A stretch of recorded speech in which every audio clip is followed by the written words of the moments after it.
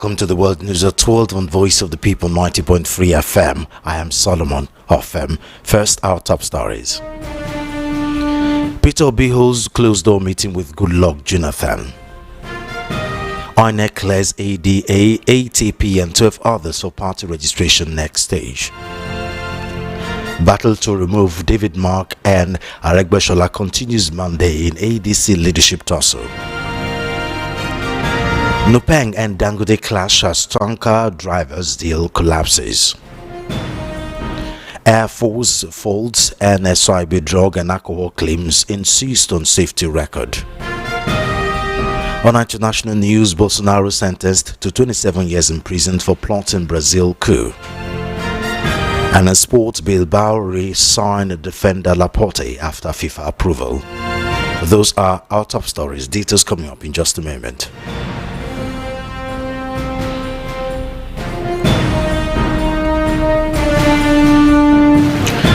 The presidential candidate of the Labour Party in the 2023 general elections, Peter Obi, on Thursday held a closed-door meeting with former President Goodluck Jonathan in Abuja. Obi, who disclosed the meeting in a post on his official X handle on Thursday, described Jonathan as his elder brother, a statesman and leader, adding that they had a fruitful meeting that discussed the state of the nation. Yes. Although details of the meeting were not made public, the development comes amid ongoing conversations about Nigeria's political direction and the state of governance under President Goodluck Jonathan's administration.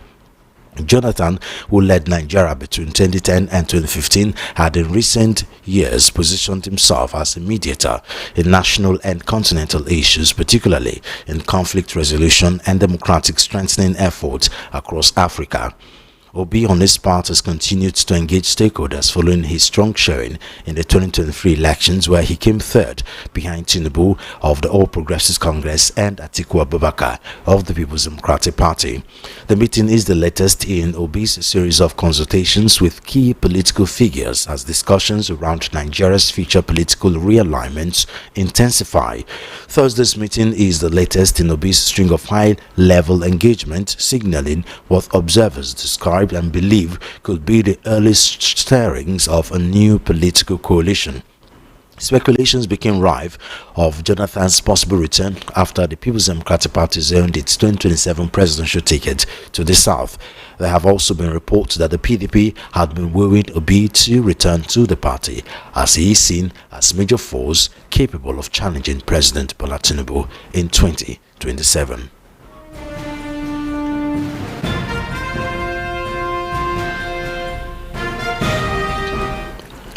The Independent National Electoral Commission INEC says that 14 associations have been cleared to proceed in the next stage of their applications to be registered as political parties in Nigeria. The National Commissioner and Chairman, Information and Voter Education Committee, Sam Olumekun, who disclosed this after the Commission's meeting, said that 171 applications were received.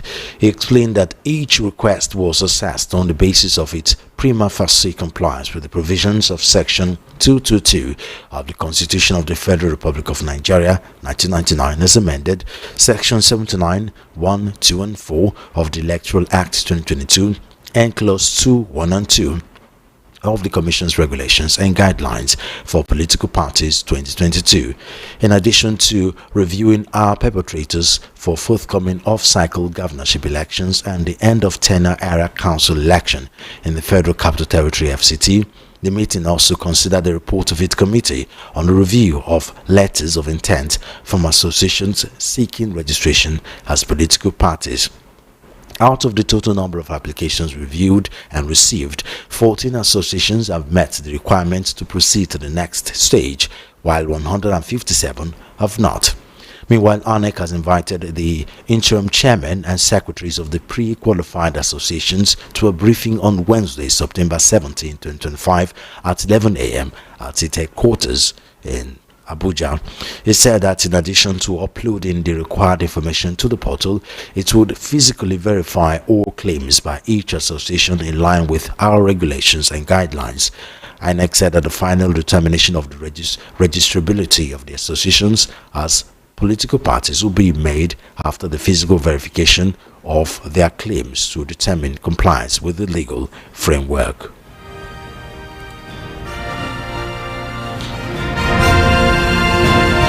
Similarly, despite the recognition by the Independent National Electoral Commission (INEC), leaders of the battle to oust David Mark, Ralph Aregbesola, and other national leaders of the African Democratic Congress (ADC) is still raging and will continue in court on Monday.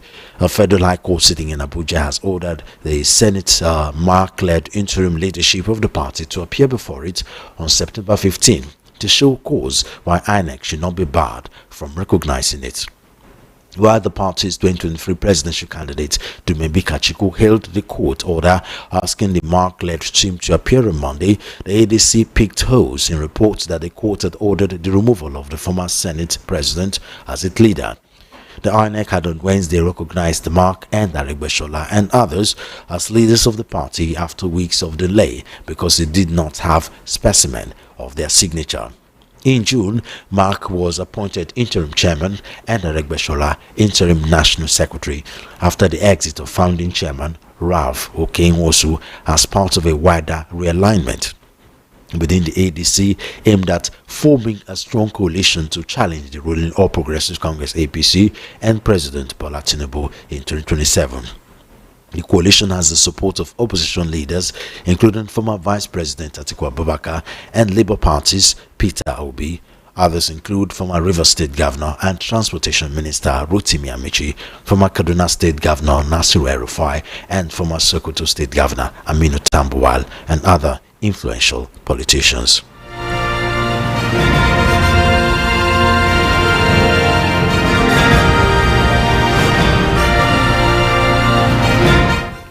The fragile truce between the Nigerian Union of Petroleum and Natural Gas Workers (NUPENG) and the $20 billion Dangote Petroleum Refinery has collapsed, igniting a fierce industrial dispute that threatens fuel supply stability and tests the federal government's ability to enforce labor agreement. The confrontation follows allegations by NUPENG that the Dangote Group reneged on a memorandum of understanding signed earlier this week, under which the refinery agreed to allow tankers, drivers, and other workers to freely unionize. On Thursday, the NUPENG's national president Williams Akorea accused Sayu Aliu Dandata, a cousin of Aliko Dangote and key players in the refinery's trucking operations of defying the resolution reached on September 9 at the Department of State Services headquarters in Abuja. The meeting, mediated by the Minister of Labour and Employment, Mamadu Dingyadi, affirmed the rights of petroleum tanker drivers under NUPENG to unionize. Representative of the Nigeria Labour Congress, Trade Union Congress, DSS, and other agencies witnessed the signing of the MOU, but Akorea alleged that within 48 hours, Dantata ordered drivers to strip NUPENG stickers from their vehicles and forcefully enter the refinery in violation of union loading procedures. NUPENG's leadership placed members on red alert for the possible resumption of a nationwide strike suspended earlier in the week when MOU was signed. The union also called on NLC, TUC, civil society organizations, and international labor allies to rise in solidarity. The management of Air Peace has reacted to media reports based on a purported preliminary report by the Nigerian Safety Investigation Bureau (NSIB) regarding an incident involving one of its aircraft at the Port Harcourt International Airport on July 13, 2025. The airline's reaction was contained in a statement signed by its management and shared on its official X account on Friday. Air Peace, which operates domestic and regional routes, has in recent years positioned itself as Nigeria's flagship private carrier with a reputation for relatively strong operational standards in an industry often plagued by safety concerns. The airline is also IOSA certified, a global safety benchmark for the International Air Transport Association. NSIB on Friday indicted an Air Peace pilot and co-pilot for taking hard drugs and alcohol. The accident investigators tested the crew positive for the substances after the aircraft flew was involved in a runway excursion at the Port Harcourt International Airport on July 13, 2025. However, reacting to the report on Friday, the airline's statement, the carrier emphasized that it places the highest priority on safety, transparency, and compliance, describing the report as misleading. Providing details of actions taken after the Port Harcourt incident, Air Peace revealed that the captain of the affected flight was grounded. You are currently listening to the World News at 12 right here on the Voice of the People, 90.3 FM. We'll take a very short break. When we return, we head into the news analysis segment.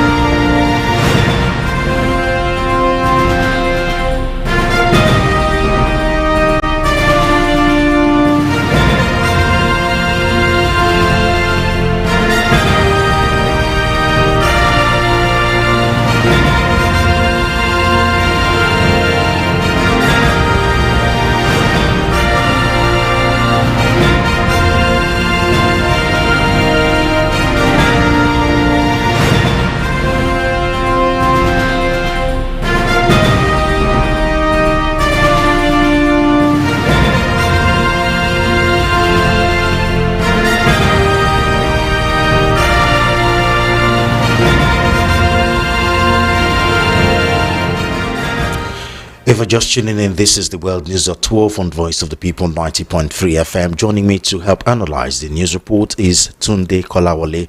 He's a legal practitioner and current affairs analyst. Barrister Kolawole, thank you very much for joining us on the news. Can you hear me, Barrister Kolawole? Hello, sir. Hello, can you hear me?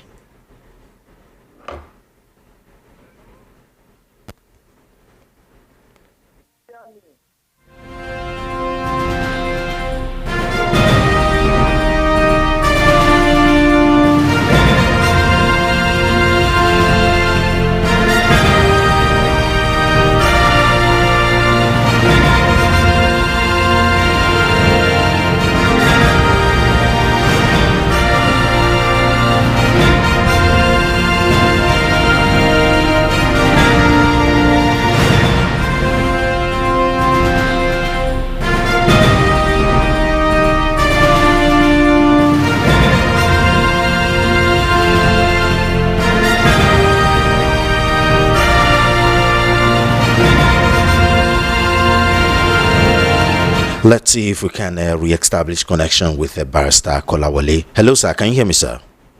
Good morning. I can hear you. Are you okay? Good. I can hear you clearly now. Thank you. Thank God. Great. So, the presidential candidate of the Labour Party in 2023 general election, Peter Obi, held a closed-door meeting with former President Goodluck Jonathan in Abuja. What do you think of this meeting, and what do you think they talked about?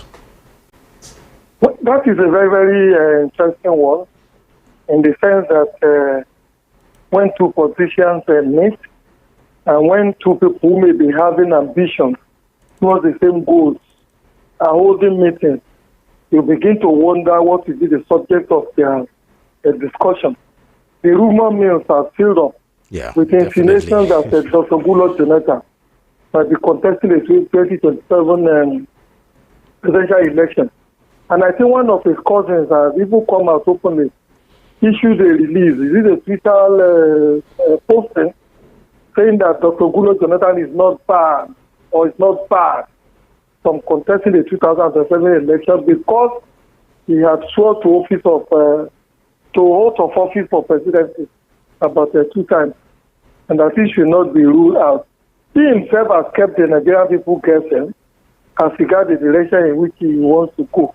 But if you recollect that the 2023 election, he also made some moves to really enter the race and what have you. We wouldn't know why he's kicking out at the last minute. Or maybe some people try to drag him into it. People even try to collect some on his behalf and pay some statutory fees enable to but at the end of the day, he didn't do it. For Peter Obi, my suspicion is this. I wasn't at their meeting and what have you. I mean, no one was. I do know that Peter Obi has tremendous respect for Dr. Goodluck Jonathan and what have you. And if you also know that they will be coming from the same catchment area, that is the southeast and the south and what have you. Whatever decision the two of them take in terms of their ambition will have far-reaching ramifications for the outcome of the 2027 election. It is not impossible that Mr. Peter Obi had gone to pick the brains of Dr. Goodluck Jonathan to really ascertain whether he might be interested or he might be contesting the 2027 election or not. And if he will be contesting, under what platform? Is it the ADC or is it the PDP or is it whatever? So that their personal interests and ambitions will not clash. And then to the detriment of their followers and of the Southeast and the South in general. Because the South and the Southeast are know that would most likely want to have this presidency come 2027 because they have always said they have been marginalized in the Nigerian scheme of things. But let us keep our fingers crossed. Like I said, I suspect it's not impossible that Obi has gone to pick the brains of Dr. Goodluck Jonathan as regards whether he's fully interested in 2007 election. How both of them can sort out their personal ambition in such a manner that it will not jeopardize the overall interest of the Southeast and South people. I mean, so many mathematical calculations have been going on. Exactly. And if not the fact that they're both from the southern part of Nigeria, I mean, we're definitely going to rule out the fact that maybe Jonathan wants Obi to come in as his vice president, because we know that will not work. You know, because political calculation says that, well, the North need to be dragged in as either as a president or the vice president if you are to get the support of the majority from the North. But be it as it may, do you think Obi may be considering, or there may be the talk will also include him coming back to the PDP? Because we know the Labour Party is in disarray, much more, just like the PDP is. And the ADC isn't looking like it is meant for him, because it's been dominated by Atiku Abubakar and his supporters in the party. PDP may be in disarray, but don't you think they may be trying to bring Obi in nonetheless, and probably bring in Jonathan to stabilize the people in the party? Because if there's anyone that can unite the party, even though you may be asking why, if unity of the party is possible, then it should have been done by now with the influence that Jonathan is supposed to have. But keeping that aside, I'm just postulating here, Jonathan may be coming in to be like a godfather of the party and try to see what they can do with the Wike factor. And then Peter Obi coming in. We're just spitballing here. Your postulations are very, very reasonable. Your postulations are very, very reasonable. In fact, anybody who doesn't want Nigeria to regress a one-party democracy and who wants to see good governance come 2027 will take interest in what is happening in all the different opposition parties all over the country today, whether it is the PDP, APC, or the Labour parties and what have you. Because if statesmen like Dr. Goodluck Jonathan don't take interest in what happens, the possibilities are that before the 2027 elections are even held, all these other political parties would have been crossed because most of them are already in disarray. And I also think that it's not just the Dr. Goodluck Jonathan alone that should be wooed or that should be encouraged to take interest in what is happening, not just the PDP but all the other opposition parties, but also people like General Obasanjo and Alhaji Sule Lamido, the former governor of the Jigawa State and what have you. There is nothing more dreadful. There is nothing more pernicious I personally fear nothing more than a one-party democracy in any society. Anywhere you have a one-party democracy and war, it is not democracy at all. What you might be having is authoritarianity, it is tyranny, it is despotism, and then it is lack of freedom of expression and that of association, which is not healthy, which is too dangerous for any society to abide with us in living and war. Because I should say, if that is the direction in which people want to move, to really get the PDP of the other parties stabilized and more and more, it will be good for the health of the Nigerian policy and democracy as a whole. But again, we must be very, very careful. Even though the Goodluck is not an overtly ambitious person, taking it as an citizen, is antecedent to the last election that he considers that he was there to have lost. That his ambition is not worth the blood of a single or any Nigerian and water. That is his utterances or tandem of the man is not overtly ambitious. But with that as it may, you and I will know that there are certain people who really profit from or who profit from people like Dr. Goodluck returning to the presidency. Of course, it's needed consistency in the South and the South East. Who profit? And when you compare Peter Obi and Dr. Goodluck, Dr. Goodluck may be having chances than Mr. Peter Obi in terms of his experience, in terms of his standing within the party, in terms of the accessibility, in terms of acceptance and his charisma all over the country. He may be a better person. The possibility is that people will not, the possibility that people will quote him or people will lure him into contesting that election is very, very high. So if I were Mr. Peter Obi, I would be wary of any fraternization with Dr. Goodluck because it might jeopardize Peter Obi's interest. But see again, Peter Obi made a fatal mistake, a very, very terrible mistake. Immediately he was said to have lost the last election. Why do I say that? It's a very great platform in the Labour Party and also the Nigerian youth who metamorphosed or who crystallized from the anti-SARS protest against the Nigerian police and fused and then went into the upgraded obedient movement, and then the obedient movement went and became the nucleus of the Labour Party and Mora. That was a good platform that would be should have built on for this 2007 election. If I were to be, and with due respect to him, I keep saying this, it's shocking to me that the man without successful education and who has been governor could be this naive politically in terms of the steps he has been taking to seek and to realize his ambition. One of the great naivety that he demonstrated was putting very, very agent professional informants and others in the strategic structure of the obedient movement and that of the Labour Party to realize ambition, And you remember that immediately he lost the election and then the Trump began to say that all those people went back to their same master, they went back to the people who sent them to become to go and work as informers and agent professional and the obedient movement and the Labour Party and all that. And the structure has collapsed. What the vision of the meeting after the election is to make sure that the obedient movement is registered in all the different wards in the country, all the local government in the country, and all the states in the country, and they are the national level in Abuja. Build the structure along the obedient movement, a structure around the obedient movement.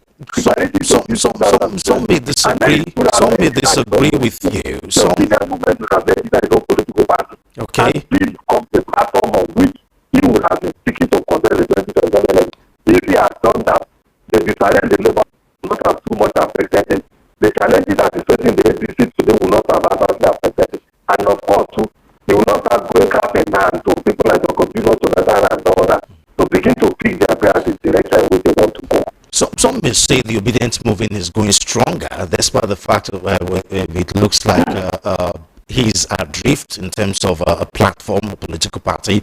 I mean, if the stories we hear is anything to go by, quite a number of obedient movement are ready to go anywhere he goes. That was why as soon as he announced his coalition with the agency, you still have quite a number of obedient movements, moving to the agency with him. Of course, that was before we knew it's going to be an article, coalition. So some may say the obedient movement is still going strong, except for the part that you said him registering the obedient movement as the political party. But that would be like forming a new party. Wouldn't that further have put the Labour Party into a precarious situation than it already is? You see, the Labour Party is there as far as I'm concerned. Exactly. Is there. And if people tries to resuscitate it, to breathe life into it and all that, those who destroy the Labour Party will not rest on their own. They will also come back rallying and then continue to do what they used to do to make sure that there's no peace in that political party. And regard what we have said and what has been, the truth of the matter is that wherever the obedient movement, if the obedient movement tries to fuse into any of those political parties today, people will be waiting for them there. If they go into the ACA, of course, Atiku also has his own structure and all that.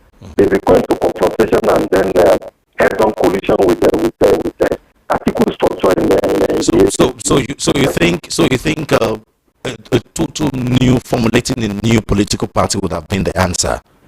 Away from the existing political parties. Exactly. But what about the modalities involved, the finances involved to build a political party from the ground up? It is different from building up a movement. I agree with you, absolutely. I agree with you. You see, the Nigerian youth have shown us very good example. Very, very noble example. Look at when our children rose up against the police and all that. Look at the kind of leadership and the enormous amount of money they were able to raise using their own initiatives and what have you. I believe that they can still replicate that if they still believe. If they had come up with the obedient movement. If you remember, there were also if you remember, there were also some youths that also became a saboteur to that NSAS movement. While there was a peaceful protest, there were some other youths that were running counter protests and disrupted the protest that eventually became a mayhem. You don't think there wouldn't have been some youth that would have infiltrated the Labour Party and tried to destroy it from within, just like what's going on with other parties? Of course, absolutely, there will always be. Absolutely, there will always be. It is not peculiar to Nigeria alone. You remember the Watergate scandal during the era of Richard Nixon in the U.S. Yes. In which Richard Nixon, as the president of the U.S., went and bought the offices of the Democratic Party, so that when they are holding their meetings and doing anything and all that, Richard Nixon was listening to all those conversations and then taking preemptive measures to sabotage the activities of the Democratic Party.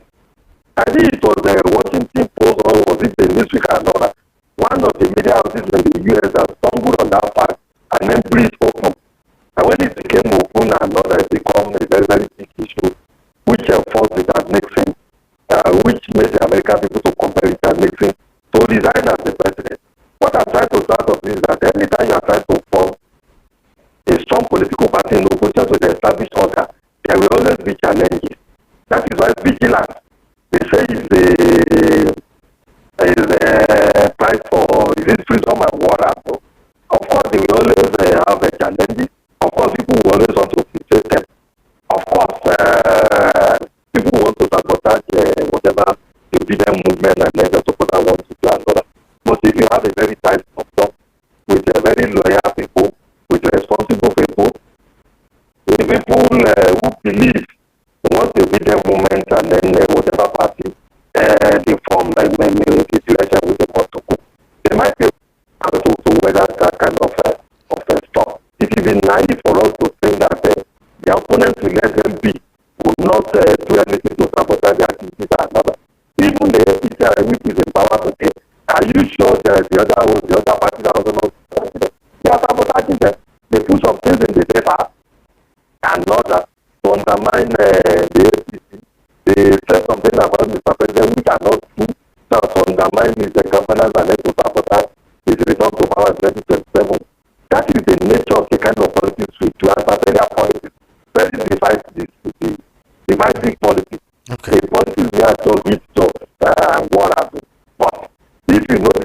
which you are going. And if you're a patriot, and then you believe in integrity and all that, you can always weather those storms. Now, let's go back to Goodluck Jonathan. There are some people that think Jonathan doesn't really have the influence that he used to. Also, I'm saying that his influence is kind of overrated. If not, where has it been all this time that PDP has been slowly rather destroying itself? If Goodluck Jonathan was really a unifying factor, then he has a terrible way of showing it, because his silence has been deafening for a very long time, and all of a sudden he's coming out. But why can't he use his influence to stop Nyesom Wike and his alleged destructive tendencies in the political party? If when you look at Dr. Goodluck Jonathan, he is, I have never met him, but when you look at him, he's the man of his actions and utterances and all that. You will see him as a man of peace. He is not a man, a do or die affair person. Like I said before, he's not an overtly ambitious person. But you don't need to be do or die. I mean, let's take US as an example, which politics we follow. You don't see the president after they leave office just disappear. You still see quite a number of them still involved in politics, at least try to influence things. You see Barack Obama still very important in the Democratic Party. You see other Republican, past Republican presidents that are still around, still try as much as possible to support the Republican Party and campaign for them. But that's not what we see in Nigeria. As soon as the president leave office, they just disappear from the spotlight. It's only been Goodluck, it's only been Obasanjo that has once in a while tried to delve in and make one or two statements. You know, he's criticized the Buhari administration a couple of times, even the Tinubu administration. He said, but Goodluck Jonathan is extremely very, very silent. And why now? Why is he coming now? I mean, if he has influence, the kind of huge influence that people say he has, then he should be doing something to unite the party and try to resolve the wicked factor in the party. Well, I agree with you. Dr. Goodluck Jonathan has been extremely very, very reticent in terms of his political activities and what have you. And he hasn't been playing the kind of godfather role that one would have expected him to play within the PDP as a political party. But as his name symbolizes, when you look at him, when you look at all the posts, all the things that nature, all the things that Goodluck has trusted onto the laps of Dr. Goodluck Jonathan and what have you, they have come by law. He was there as a lecturer, I think, the university or thereabout. And somebody, I think, picked him as a vice chairman of local government or the chairman. From there, somebody picked him up again as a deputy governor. Luckily, the governor had a problem. He became governor. And then before you knew it, somebody picked him as a vice president. And before you knew it, the president died and then he became president. And when we are going to contest again, so when we are going to become vice president, people like Obicheko Obasanjo and all that. And as we are even reading now from Okedola's book and all that, some of them were instrumental in making allowing or getting to become substantive president when you are began to have a problem.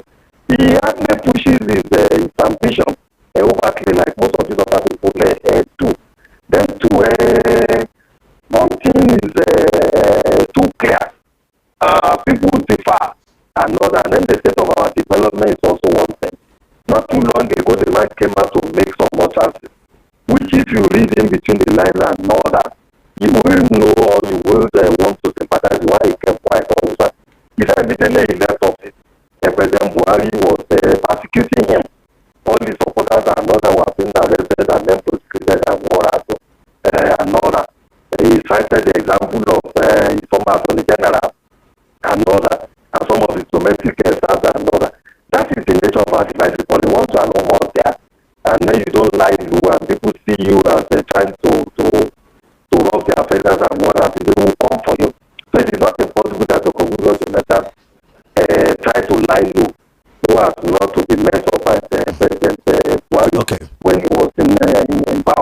Okay, so now. He has started speaking recently after the passage of Buhari and Wara.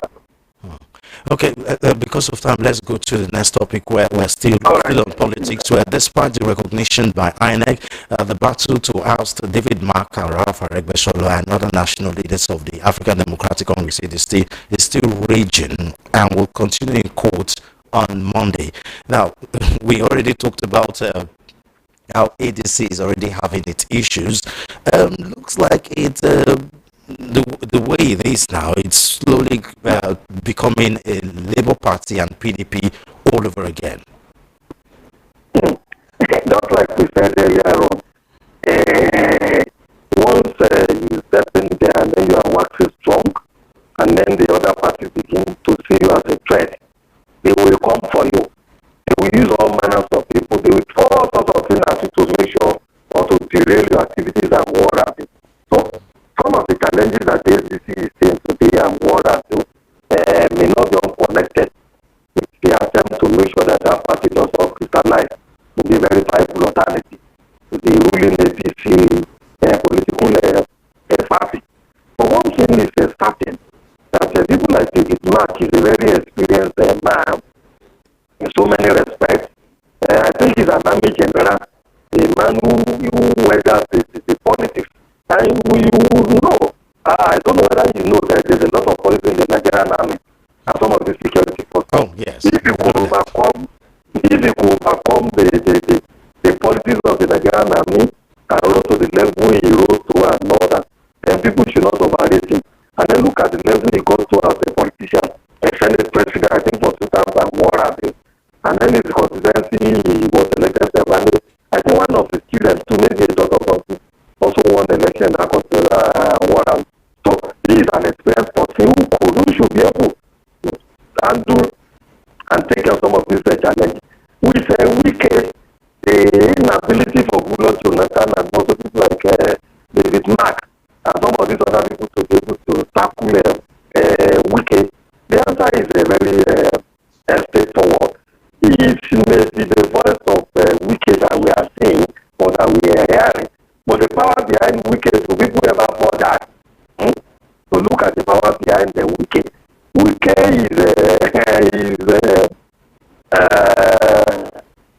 is a federal government. He has all the might, all the positive apparatus, all the resources of the city federal government behind them.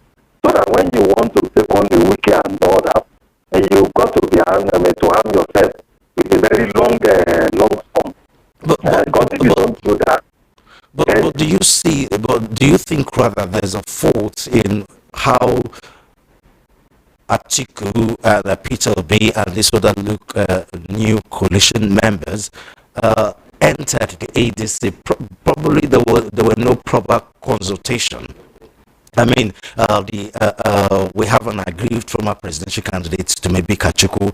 We have the former founding chairman Ralph Okenwosu, all aggrieved of how the Atiku and Peter Obi and Rotimi Amici and David Mark, Ralph Aregbesola came into the party.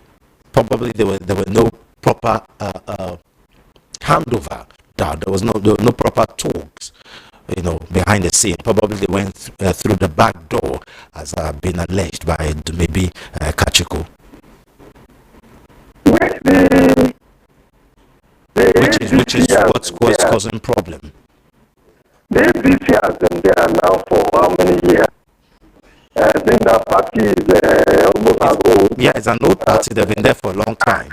Exactly. Has it been effective? Has it made any impact?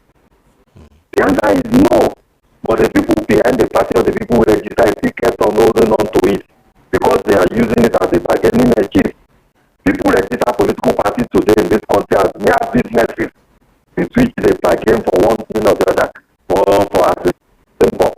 They want to be called as former presidential candidate or so and so political party. Just to fill in CV and had no profiles. Yeah. The chairman of the profile. And a lot of things flowing from there. They catch on those awards. There are one or two things that they benefit from. There are one or two things who are looking for platform on which to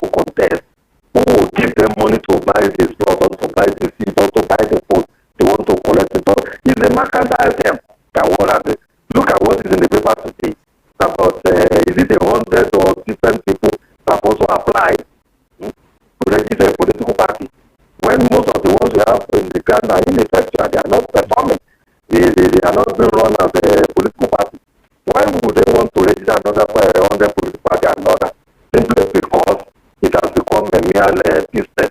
Wait, as to the Kachiko and all the people feeling agreed and all that, maybe it is not the direction they think the party will be moving. But if there are people who are interested in strengthening the opposition party and move the party to move forward, I should think they should have worked with the people who are to reach an agreement as regards who holds what office and the direction which the party will go. Okay. I am sure David Maku and then Regulation and the rest of them would not just have woken up overnight without some members of the political party sending that political party to them and then begin to impose on the ACC. Because of time, let's quickly move to the last topic for discussion, where the fragile truce between the Nigerian between Nupeng and Dangote refinery has collapsed, igniting a fierce industrial dispute that threatens fuel supply stability and tests the federal government's ability to enforce labor agreement. Quickly, what do you think of that situation? I mean, we thought the elephants are done fighting, but it looks like this is just the beginning. And as usual, it's the ordinary Nigerians that will have to suffer for this, because this will disrupt petroleum and fuel supply. And anticipation. Honestly, my brother, you know, the last time we spoke about it, I said there is a war, very serious war going on in that area, especially with regard to the Dangote refineries and water. Some, I'm sorry to say this, I have this little sympathy for Mr. Dangote. And what is the reason? I see him as a patriotic businessman. A patriotic in the sense that there is a man who could carry his money to other places to invest, or not even invest at all. Go and hide the money in Swiss bank and some of these other foreign banks and what have you, without creating job, without establishing industries, and to manufacture things and then to employ people. To that extent, I intend to have my sympathy for them. My take is this, a lot of people agree with, maybe agree with the status quo. The first and foremost thing is I have read the argument of both Nupeng and then both Dangote. The Dangote people are saying we are operating in a free trade zone, and that the free trade zone is not subject to some of these ordinary rules, laws, and guidelines and what have you that bind the other industries and companies that operate in the non-free trade zone. You know, they have tax exemption and all that. They establish in the free trade zone so as to be able to produce goods and services they will export that will bring in hard currency to the country so as to strengthen the economy and then make sure that the naira has some value. Now the labor people are also saying that all people work in industry or wherever they may work, that the Nigerian constitution and then under the labor law are entitled to freedom of association and unionization to protect their personal interests and what have you. There is merit in these two sides of the argument or postulations and all that. My take would just be that Dangote refinery is a very fragile and new job that is still owing a lot of banks money, but that industry requires to be handled very, very carefully. If it collapses or it doesn't work out and what happens, any bank in Nigeria may go down with it because they will not be able to pay the loan that they are taking from that bank and also taking from maybe outside the source of Nigeria. Besides, we may be discouraging the man from establishing more industries, which I am aware he may be interested in, because immediately he finished the refinery, he said he also wants to go into the steel sector. And the challenges that we are having in the steel sector, he wants to break that challenge. It's just like one company or one group of people or some businessmen in India did those things and what happened. So this year started refinery now, we are accused all sorts of issues and it's faced all sorts of challenges. We are insulting and calling monopolies and all that. That may discourage him from going to some other sectors and all that. And also discourage some other businesses. The poor people wanted to establish a cement manufacturing company in Kogi and water. But because of the way Mr. Yapelu was alleged to be misbehaving and what have you, they withdrew from that investment. That if the government and then some of the people around there are feeling this way, they will not invest in that thing. That discourage people. Then the labor people must realize, like I say, a private company you cannot start a company with the responsibility of the challenge that you to charge the NNPC. It is not impossible that no parents are still thinking like they are still behaving or they want to be relating with that water like they used to relate with NNPC, which are not the same. NNPC is a government-owned monopoly, whereas that water is a private company with sole interest to make a profit and return investment to those who invested in the company. So, local people should be careful so that they don't destroy that company. We have to end. We have to end it. Yes, we have to end it. We're really out of time. Thank you very much, Barrister Kolawole. It's always a pleasure talking to you. Thanks for having me. You have a lovely day. Thanks. My compliments to all our colleagues behind the scenes. Thank you very much, sir. They work and then people get to hear only our own voice. Right. Okay, that was Tunde Kolawole, a legal practitioner and a current affairs analyst.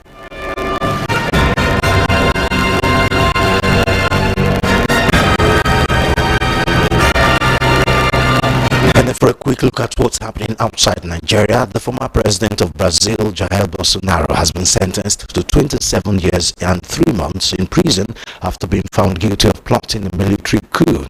A panel of 5 Supreme Court justices handed down the sentence just hours after they had convicted the former leader. They ruled he was guilty of leading a conspiracy aimed at keeping him in power after he lost the 2022 election to his left-wing rival, Luiz Inácio Lula da Silva. 4 of the justices found him guilty, while 1 voted to acquit him. Bolsonaro's lawyers have called the sentence absurdly excessive and said they would file the appropriate appeals. The Supreme Court panel also barred him from running for public office until 2060, 8 years after the end of his sentence. Bolsonaro, who was put under house arrest after being deemed a flight to risk, did not attend his final phase of the trial in person. But he has in the past said it was designed to prevent him from running in the 2026 presidential election, even though he had already been barred from public office on separate charges. He has also called it a witch hunt. His words have previously been echoed by U.S. President Donald Trump, who imposed 50% tariffs on Brazilian goods, framing them as retaliation for Bolsonaro's prosecution. Reacting to the guilty verdict, Trump said he found it very surprising and compared it to his own experience. Quote, "That's very much like they tried to do with me, but they didn't get away with it all." End of quote. U.S. Secretary of State Marco Rubio said Brazil's Supreme Court had unjustly ruled to imprison former President Jair Bolsonaro and threatened to respond accordingly to this witch hunt. And finally, on sports, Atletico Bilbao have signed Aymeric Laporte from Saudi Pro League side Al Nassr after FIFA approved the transfer of the Spanish defender, the La Liga club said. Bilbao had moved to bring Laporte back to San Mamés on September 1, but the transfer did not go through before the deadline, with Spanish media reporting Al Nassr had not filed details into FIFA's transfer machine system. Earlier this month, FIFA rejected a request from Spain's Football Federation RFEF to make an exemption for Laporte. Al Nassr did not immediately respond to a request for comment. Bilbao said in a statement on Thursday that it had authorized RFEF to seek an international transfer certificate from its Saudi counterpart, and later confirmed the move had been completed, with 31 euros signing a 3-year contract.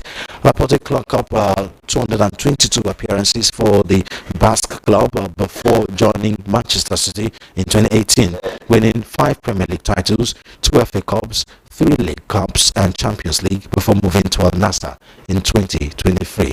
Bilbao are second in La Liga with 3 wins from 3 matches, and next host Alaves on Saturday.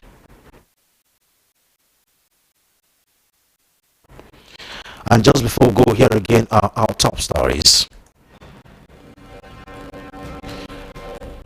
Peter Obi holds closed-door meeting with Goodluck Jonathan. INEC clears ADA, ATP and 12 others for party registration next stage. Battle to remove David Mark and Aregbesola continues Monday in ADC leadership tussle. Nupeng and Dangote clash as tanker drivers deal collapses. Airpeace faults NSI with drug and alcohol claims, insists on safety record. On international news, Bolsonaro sentenced to 27 years in prison for plotting Brazil coup. And in sport, Bilbao resigned defender Laporte after FIFA approval. And that's the World Diesel 12. I am Solomon of FM. Do follow our social media handles at VOP903FM. Subscribe to our YouTube channel at VOP903FM. Good afternoon and thank you for listening.